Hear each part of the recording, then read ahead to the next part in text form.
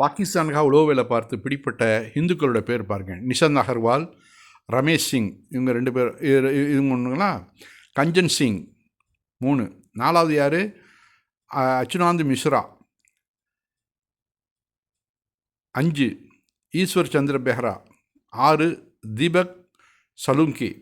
எல்லாம் அது டீட்டெயில்ஸ் ஃபுல்லாக அதில் இருக்குது, நீங்கள் வந்து படிச்சுங்க எங்கே வந்து அவங்க அரெஸ்ட் பண்ணாங்கன்னு சொல்லிட்டு. 7, பிரதீப் குருகுல்கர் மகாராஷ்டிராவில், சதேந்திர சிவால் எங்கே, மாஸ்கோவில்.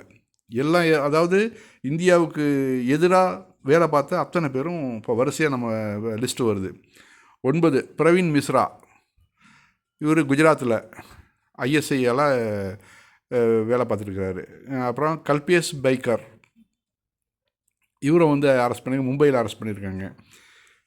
அதாவது நாம் நினைக்கிறோம் முஸ்லீம்கள் வந்து பாகிஸ்தான் யூஸ் பண்ணுவாண்டு, ஆனால் அவன் யூஸ் பண்ணுறது ஃபுல்லாக எல்லாம் ஹிந்துக்களை தான். 11, நிதின் யாதவ், அவரை வந்து எங்கே பிடிச்சிருக்காங்க, ராஜஸ்தானில். ராம்சிங் 12, இவர் வந்து பாகிஸ்தான் ஐஎஸ்சியோட தொடர்புபடுத்தி இப்போ பிடிச்சிருக்கிறாங்க. 13, ரவீந்திரகுமார் 2025, இவர் பிடிச்சது அதாவது நாட் ஸ்பெசிஃபைடுன்னு வருது.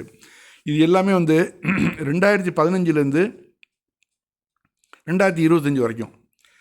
அப்புறம் நம்ம இதுலேருந்து நம்ம சுதந்திரம் அடைஞ்சதுலேருந்து 1947 நம்ம எடுத்தோன்னு வச்சுங்களேன், அது பாட்டுக்கு நமக்கு பேஜ் கிடைக்காது நமக்கு. அந்த அளவு உளவு வேலை பார்த்துருக்குறாங்க பாகிஸ்தானுக்காக நம்ம இந்தியாவில் உள்ள இந்துக்கள். முஸ்லீம்களும் பிடிபட்டிருக்கான், ஆனால் பெரும்பான்மையானவர்கள் இந்துக்கள் தான்.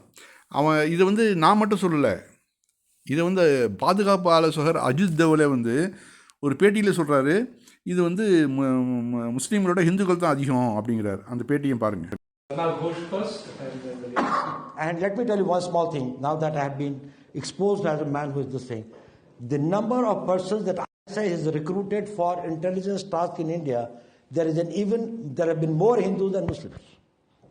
If you see all the number of cases from 1947 which have been these things under the official secret act and the counter-espionage cases, I think people in media must be these things, that all these cases which come, so more than 4,000 cases, probably not even 20% would be Muslims. So it's a very wrong concept.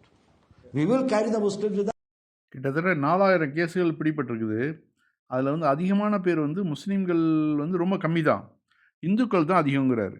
அப்போ வந்து தேச துரோகிகள் யாருங்க? அப்போது நம்ம வந்து தேச துரோகிகள் யார்? நம்ம இங்கே வந்து சங்கிகள் பரப்பிக்கிட்டு இருக்கிறானுங்க. இதில் பெரும்பாலும் சங்கிகள் தான், அதாவது மேல் ஜாதிக்காரங்க தான் அதிகமாக பிடிப்பட்டது. இப்போ தெரியுதா அவர்களுடைய தேசபக்தி?